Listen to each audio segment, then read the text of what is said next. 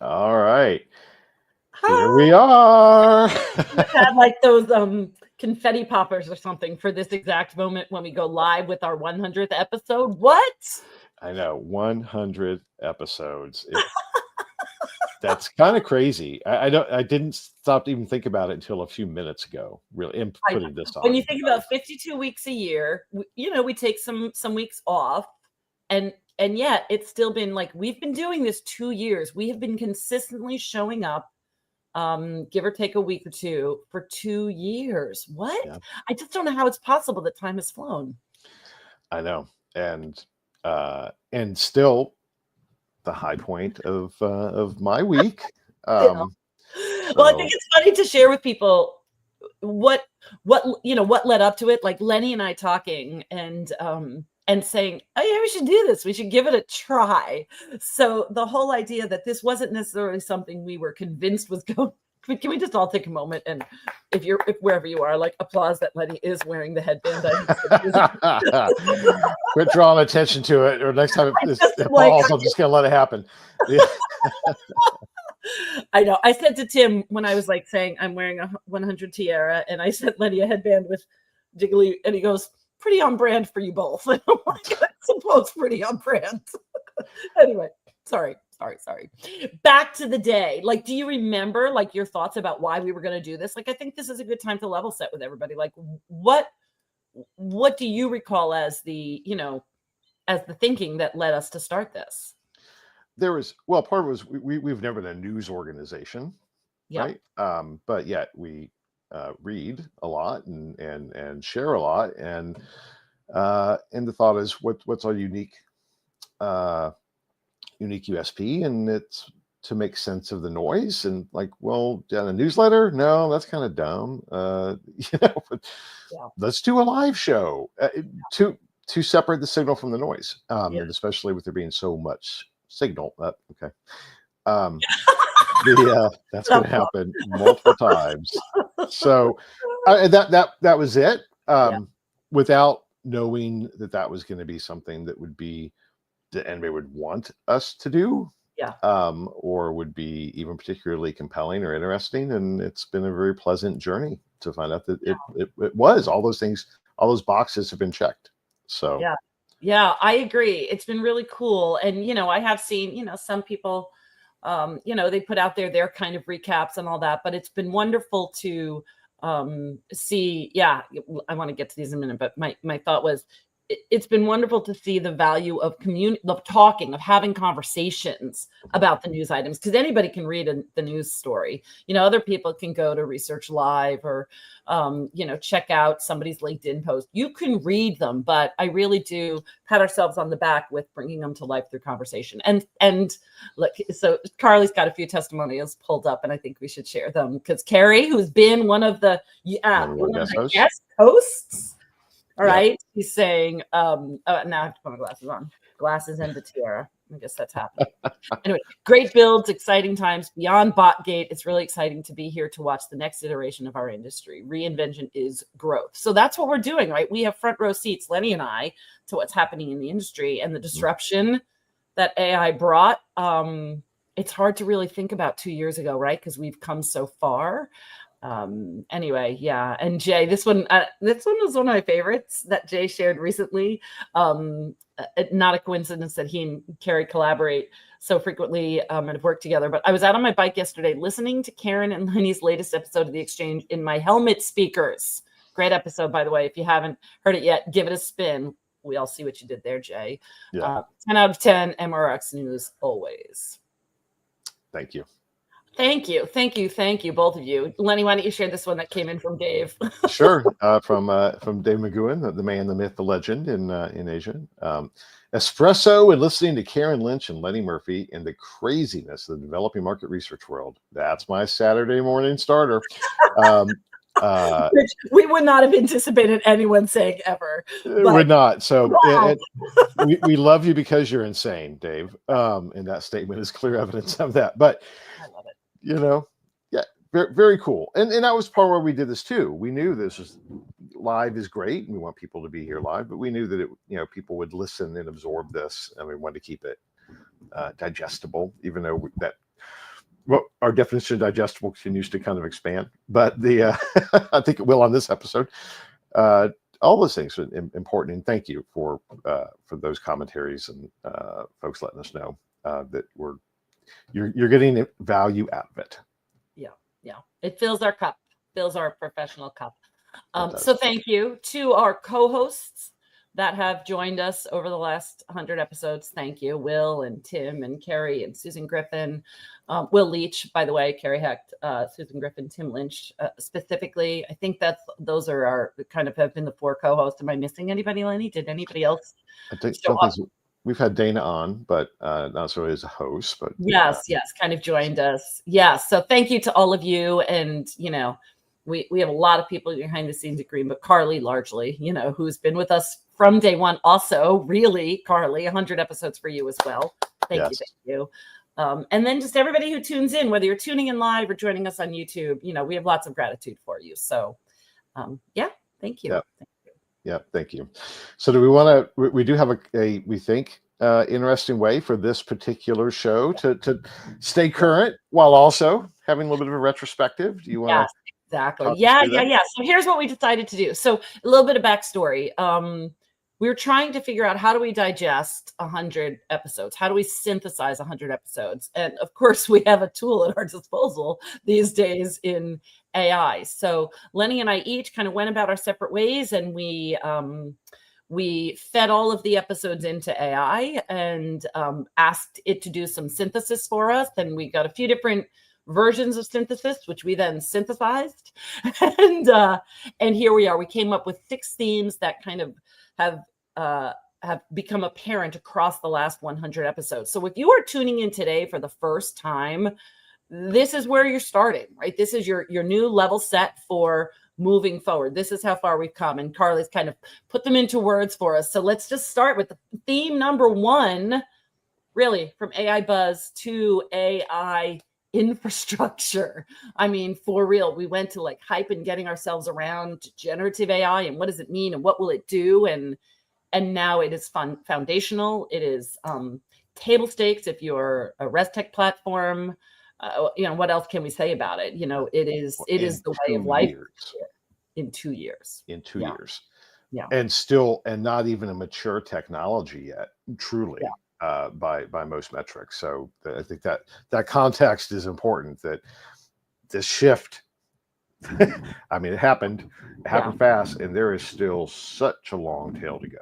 Yeah. And, I just saw somebody shared on LinkedIn their AI stack. So, traditionally, a lot of organizations have their tech stack, and, we have our own tech stack here at Greenbook, and people are now starting to say, okay, what's your AI stack? Because now it's not just play around with ChatGPT, but what do you use for use case A? What do you use for use case B? What do you use for use case C? So, maybe you're using Gamma for presentations, you're using ChatGPT for conversations, you're using Perplexity for deeper research. Like, what does your stack look like, and what other tools are rolled into that? I think it's just pretty cool to see the way we're changing.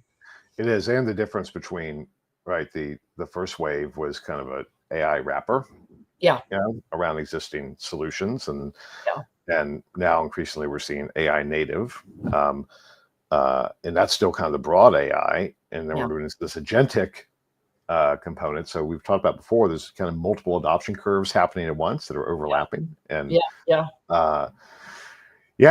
and let's talk about this. If you haven't been on 2 years ago, episodes from 2 years ago, when Lenny and I were beating this poor baby horse, which now, and you might have seen me petting it back then too, wishing it wasn't dead. As you can see, it is healed, because we no longer have to beat the dead horse and say, get on the AI bandwagon, folks. Do you remember we used to have to tell people, get on the AI bandwagon? Because anyway, and that was the dead horse we were beating at the time. But now, healthy horse that lives on and has a life, because you don't need us to beat you into submission. You're all doing it some way, shape, or form, or you should be. Don't make me start hitting that baby. Is it a bionic horse, a robotic horse yet? It's not. It's just a friendly little No, it will be a robotic course soon enough. It will be a robotic course, right? If you've been paying attention, it'll have some acronym like K265 or something, and literally like follow me around the house doing things I say. That's coming soon too. Coming. If we're probably in China, it already exists. Probably does. It probably does. Anyway, it's been super fun to talk about, but let's talk about some AI innovations that are happening now. Yep. Because this first story that we have for you, Carl, you'll share the links as usual. But OpenAI rolled out GPT-realtime for live conversational AI. And you might say, all right, well, I've been talking to it, or it can talk back. That's, maybe that's not a big deal. But if you really dig into this launch, there's a few things in there to pay attention to, especially if you're integrating voice into your platforms. The technology, these models are now able to speak with intonation, emotion. They're able to speak as you direct it to them. So, for example, speak quickly or professionally, or speak empathetically in a French accent is one of the things in there specifically. I'm like, okay. It can switch and capture nonverbal cues, and it can adapt mid-sentence. So maybe you want it to start off snappy and professional, but then if somebody says something revealing, you want it to become kind and empathetic. So qualitative platforms in particular, take a look at the improvements with voice. This is a big deal, and it's a little terrifying to think about how well these platforms are evolving to meet needs, certainly in our industry. It's cool stuff, ain't it? Is. And to be clear, this is an API, right? I'm sorry. This is just, it keeps coming off. It can come off. I'm keeping mine on, though. I might be wearing it for the rest of the weekend. But I love it. Hold it up every now and then. I will. Sorry, my head's too round. Things don't stay on well. Anyway, but it's an API, right? So this is not just something built within ChatGPT. This is a solution any developer can utilize it within their own just discrete applications. And the fact that it is real time, I'll emphasize that it's called real time for live conversational AI. That's just the pace that things are moving. We got a couple other on this, the AIification, Pureprofile. Our friends at Pureprofile continue that shipping. Man, they just keep shipping. AI coding option. So with open-ended responses, that's kind of one of those no-brainer things that, of course, and now in table stakes now. So if you don't have an AI solution to help with coding unstructured data, then what the hell's wrong with you? Right. So I know. And even this one, so Ipsos launched their AI-powered insights agent, which, when you read this, it feels so common sense at this point, which is the really interesting thing for me. It's like, yes, it's a seamless approach to collect, connect, and catalyze insights across the organization.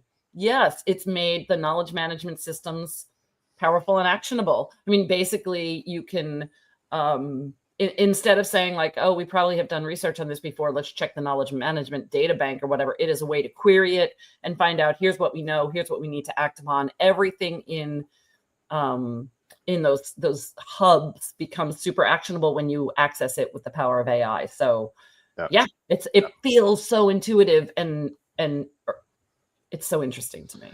Yeah. Well, and on the other kind of an extension of that, right, is Comscore. We've seen, Nielsen with their marketing cloud. I think it's what's called. Maybe it's data cloud. Anyway, we see these cloud integrations of data feeds, that are complementary and unlock more value creation. Comscore, of course, with their media ratings and metrics, their AI-powered data partner network, which is interesting, is to turn ID-based data sets into scalable privacy-first audiences. So they are taking that approach of matching, at the individual level, DSPs, et cetera, to data. And AI just makes all that much, much easier than it used to be. So we're going to keep seeing these interactions, right? The data marketplaces combined with primary data sources and the efficiencies, and and let's use that kind of data and privacy and segue into integrity and data quality and trust and fraud, because you cannot look back at the last 2 years and not see Not for us. Not see the damn, if this was a horse, if AI was the dead horse we were beating, this is the drum we are beating. The whole concept of garbage in, garbage out. Yep. We talked about bot farms. We talked about the fraud, large scale fraud brought to the federal level. We've talked about trust, and we've talked about the critical nature of data quality at this point in time being essential. Yeah. And not just for research.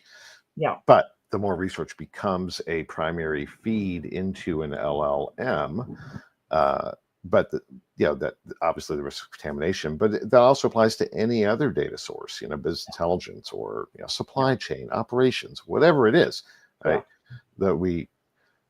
Data is the new oil, and you need to produce high grade gas. High grade oil, especially because I found this article about from AI Magazine, where SAP's chief AI officer highlighted, the shift towards AI shaping C-suite strategy. So if your AI is informing strategy at the C-suite level, and you've put garbage in, guess what? You are highly jeopardizing the integrity of those critical boardroom conversations. Like, nope, we cannot have that to maintain business integrity.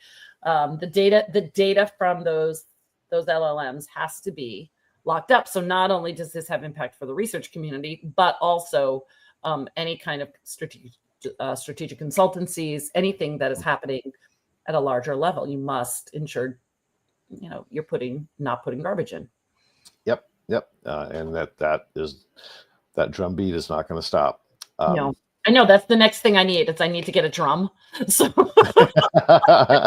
my son's a drummer, so we have lots. I can get the drum. You get the drum for next time we talk about data quality. Okay. All right. So let's talk about, segue from here into our third theme, which was really synthetic research and human versus machine, and where we are with that, because we've come a long way in synthetic data, haven't we? We have, and there's still debates on it, obviously. And actually, you know what? So at some point as an industry, we need to have a definitional, because we use this catch-all term synthetic data. Yeah. But there really are, the source defines the use case. Yeah. And so when I'm talking about synthetic data, in my mind, I'm thinking more of purpose-built consumer data, right? Live real profiles, because that's the applications that I see being deployed most effectively in the industry. But other folks are talking about, well, I just run a persona on ChatGPT. That is not purpose-built. That is pulled off of Reddit and all these other sources. Doesn't mean it's not good. I would argue it's not as good from an accuracy standpoint, back to garbage in, garbage out, right? It just doesn't have the detail necessary. But it's not just us noticing that. This every article, somebody's like, I decided to test all this out on to replace research, and I was getting 70%. Don't you love research nerds? Like research nerds who are like, no offense, research nerds or research geeks or people who are just researchers at their very core, who are like, I think I'm just going to test this. It's just like, excellent, thank you, well done. You give us data, right? And the data in this was really interesting. They tested 12 models against human behavior and showed 70 to 80% accuracy at a fraction of the cost. And I think the purpose of this, or not the purpose, one of the takeaways of this study is you don't have to pay a lot of money for kind of the higher quality responses. Like it can actually get quite inexpensive for quality of responses, depending on how you define quality. That's a separate rabbit hole that we're not going to go down. But for certain use cases, if we're doing this work at a fraction of the cost, early stage testing, or drafting posts, either post to share or marketing messaging, like very early stage messaging copy, great use cases for that. Quick reaction to new product ideas, quick screenings, things like that are fine. You save your investment for when, you know, you're about to spend a lot of money on a launch, you know, or even early stage testing. Sorry, I didn't mean to talk over you, Karen. What were you going to say? No, it's interesting to think about it and think about, I think one of the questions posed here is, when is good enough enough? What's the percentage that we should be seeking? You know, I've seen some studies that are like 90 or 95% accuracy when compared to how a human would respond. This is talking about 70 to 80% accuracy. Like, what's good enough? What are we willing? Do we want to go all the way to 100? It's got to be 100%. Will we settle for 90? Like, what's the right stat? I don't know the answer. I don't either. And I do want to point that even with all of those things, the way it is still, from what people have shared with me that are in the midst of doing these experiments, 1 or 2 levels deep, still really good. You go deeper than that to really wise, for instance, then we lose fidelity. So I want to be clear when we're talking about these numbers. Actually, Simon Chadwick and I were in a debate this time last week on this very topic. Shout out to you, Simon. Those numbers are it's similar. I always use the example of visual intensity, right? Where the models that predict where the eye is going to be drawn, right? And that has very specific use cases, and you can't argue against it because it's so damn good. Same thing here, but you want to get deeper. We still need to validate and have real research. But for those use cases, to your point, that it's good enough. It's hard to debate. So interesting. Well, I'm sure we'll continue to debate that, and there's going to be purists, and there are going to be people who are a little more,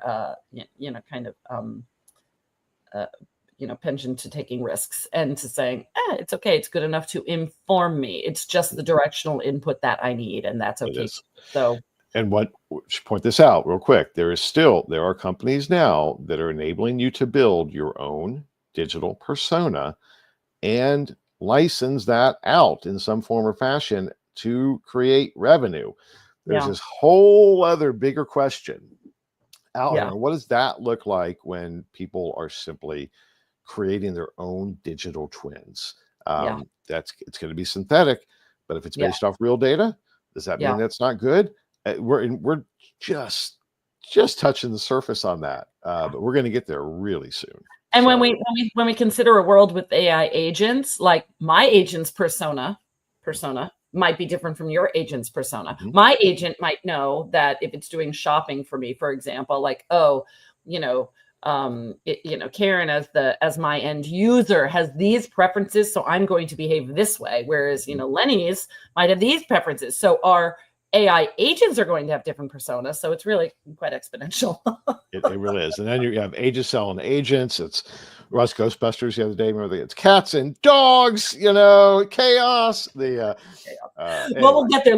We're getting ahead of ourselves. We will get to kind of what the industry is going to look like. But let's hover with this synthetic versus human conversation and shift it into just AI versus human, tech versus human, this whole high-tech, high-touch concept as it applies to the industry and where we've been for the last 2 years. There is no doubt that even in a world where we're shifting to AI agents and synthetic and digital twins and all of that, we are still in strong need for human storytelling, human critical thinking over the synthesis. It is not, AI right now is still missing something, which has a large message for res tech providers and any other supplier in our ecosystem. Let's talk about this Substack article you found. Yeah, it's really stop selling a SaaS solution, which I think, you step back, think in our industry, there's never been a pure SaaS play that has ever truly succeeded. Every company has had some type of consultative component, some service element. And I've always argued that that's important because clients they're not particularly interested in methodology. They're not interested in the how.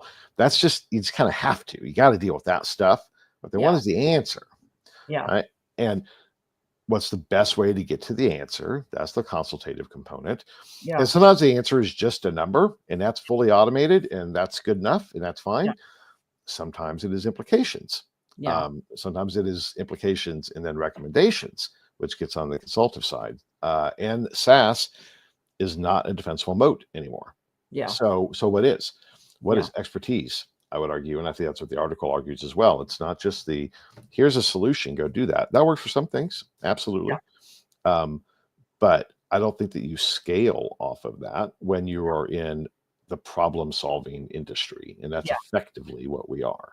Yeah. So, and I think in this piece, because this one I had to read of, they talk about making your team the guide in some potential customer's journey, not the product or feature that you offer. Like, stop selling your products and features, make it about your team.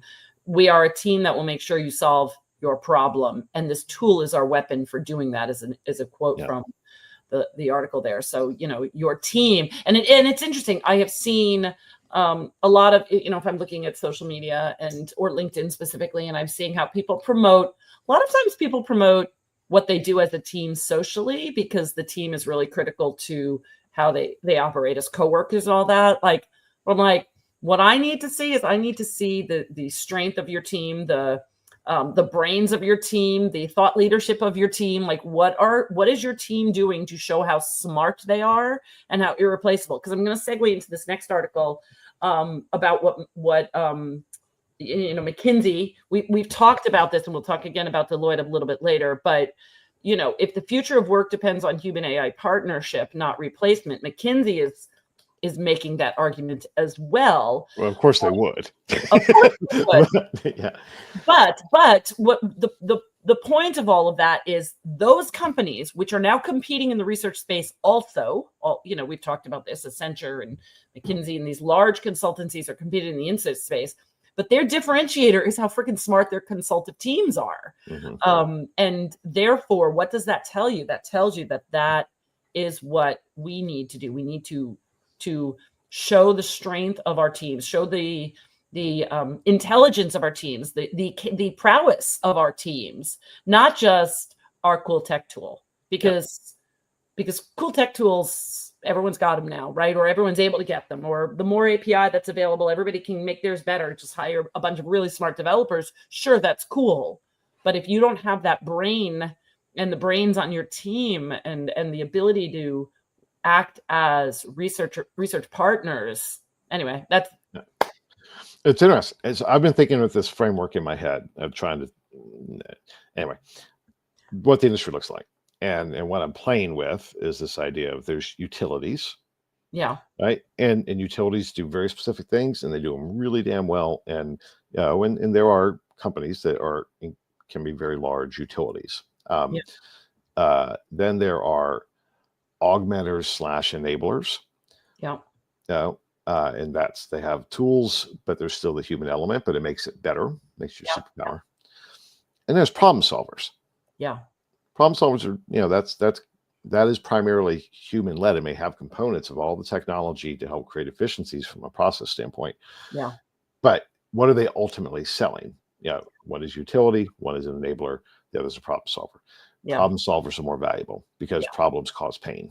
Yeah. So everything else are process efficiencies. Fundamentally, process efficiencies are economic decisions. And you're foolish not to gain efficiencies that way. Yeah. But the problem solver, that stuff keeps you up at night. Yeah. And people will pay lots of money to McKinsey. To solve their problems. That's right. And AI may inform it, make it again all that efficiency. But it's not going to replace it yet. And I think that was my takeaway from that. And it was a great article. And I sure they may be biased, but I still think it's right. Yeah. No, I agree. So let's segue into our fifth theme. By the way, heads up, everybody. We have 2 more themes to go, and we're already at our 30 minutes. But did you expect us to have a short episode for our 100th? Not happening. Right. We promised not to go to 100 minutes. Yeah, no, we're not going to go 100 minutes. Maybe we can be off in the next 10 because we only have 2 more themes to deal with. So, thank you, Carly, for putting this up. Like, really, things have changed within the industry, right? It's not just the methods that people are using for research, but it's from soup to nuts, right? It's automation across the board. It's procurement. It's like the tech stack, AI stack, M&A activity. Like things are in flux in the industry. So before we talk about kind of two like stories that show some of this, just give some color commentary on your takeaway for this theme. Yes. I mean, yeah. I'm in three. Yeah. There's M&A conversations are happening a lot right now.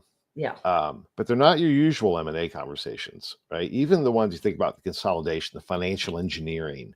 Yeah. There's this edge of, but you have to transform too, right? Yeah. So, and fundamentally, businesses are built to grow, and then you exit some form or fashion, right? Yeah. So, from a supplier standpoint, that's the deal. So the industry shifts and evolves because there's dynamics around all that. But it's not the old playbooks don't work now. Yeah. So it used to be you could just put together 2 or 3 companies, you get some synergies, you increase the EBITDA. Yeah. That's not the play. And how many partnerships did we see this year where people are proceeding as business as usual, but in collaboration with a partner that complements what they are doing, because they're like, that may not be our route. Our current route to get through this time right now is to partner with somebody and shore up a skill set that we lack. That's right. And so building up ecosystems, which we've always been, but it's becoming incredibly clearly defined. And that's a good segue, I think, because there's 2 fundamental components that came into glaring focus this week. The Aonic acquiring Prime Insights, which for me didn't know, Prime Insights is one of the key suppliers in almost every marketplace. Yeah. $250 million. Yeah.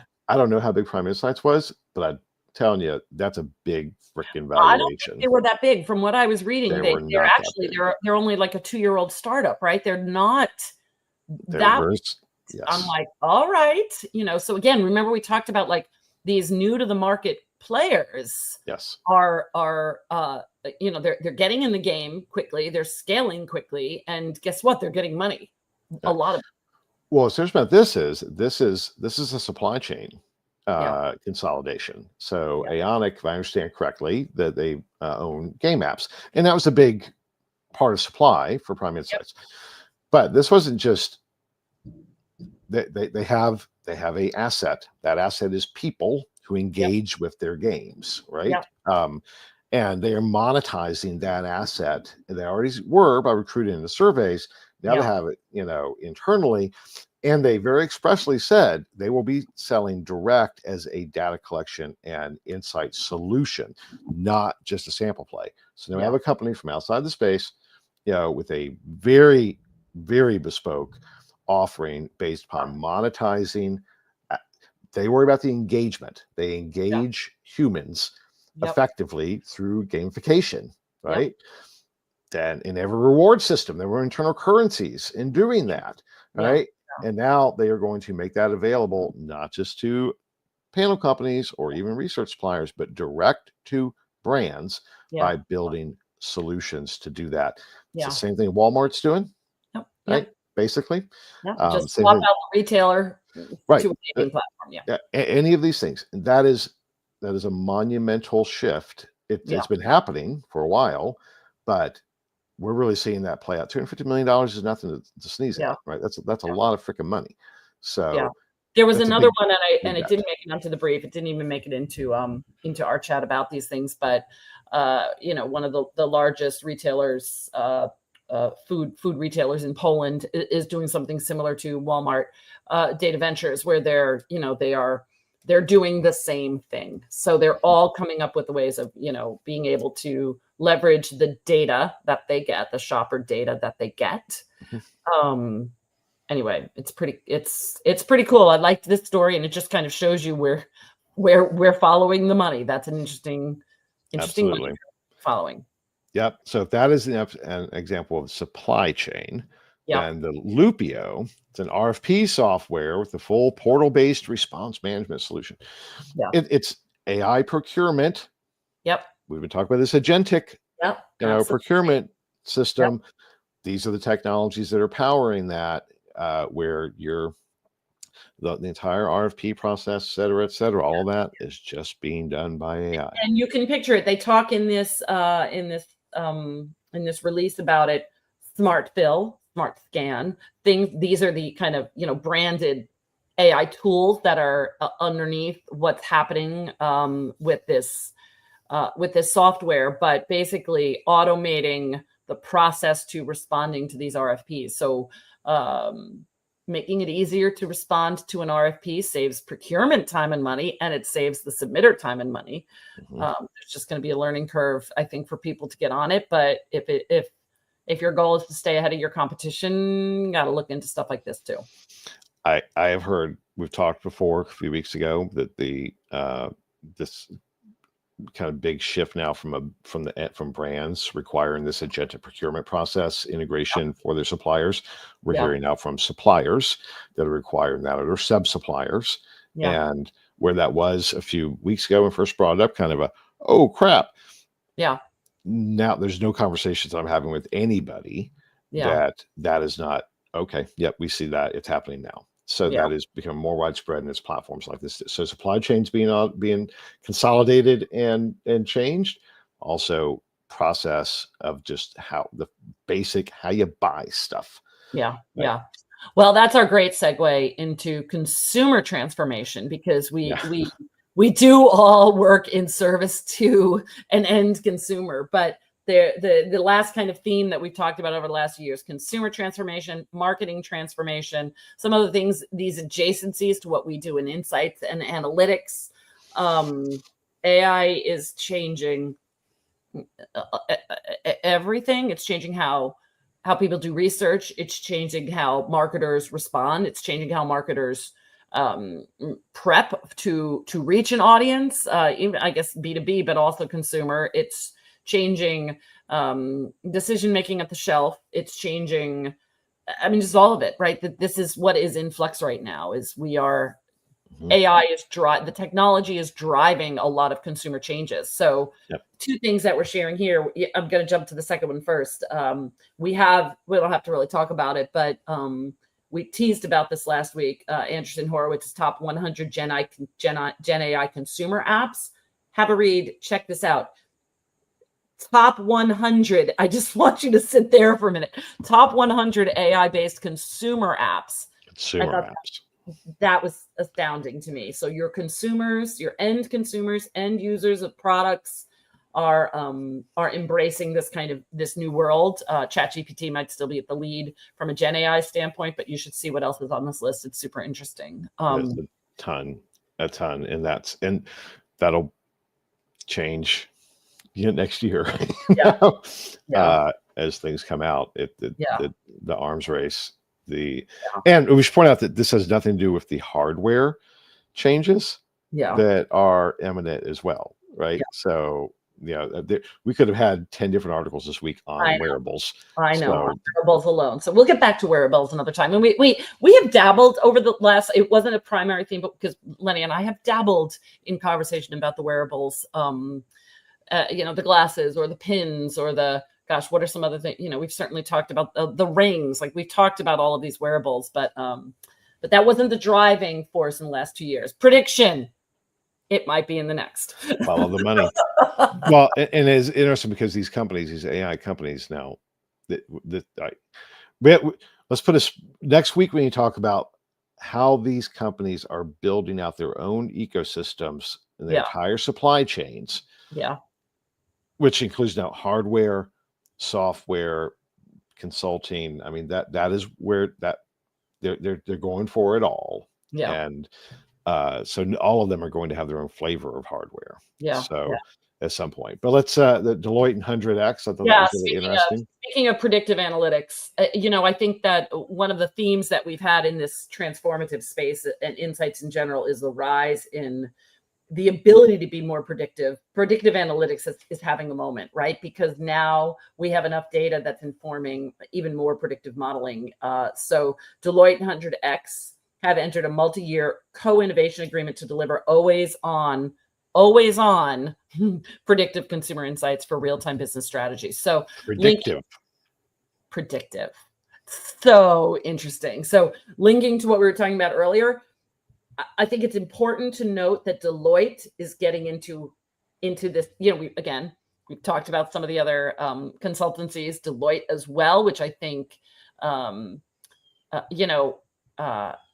they do a lot of, because they do so much sort of tax and auditing, and they've kind of sat in this other space, but their consultancy, the kind of strategic arm of what they do, is also now looking at predictive analytics and how many providers of predictive analytics software. And, we talked greatly. We talked about, kind of things that Morning Consult is doing. But if the name of the game is trying to get a crystal ball to see how consumers are behaving, and we know that a company like Deloitte has entered into an agreement with somebody called 100X, which we've not really known before, why are they doing that? They're getting into a partnership like this because our ability to have a crystal ball is actually getting stronger by the day.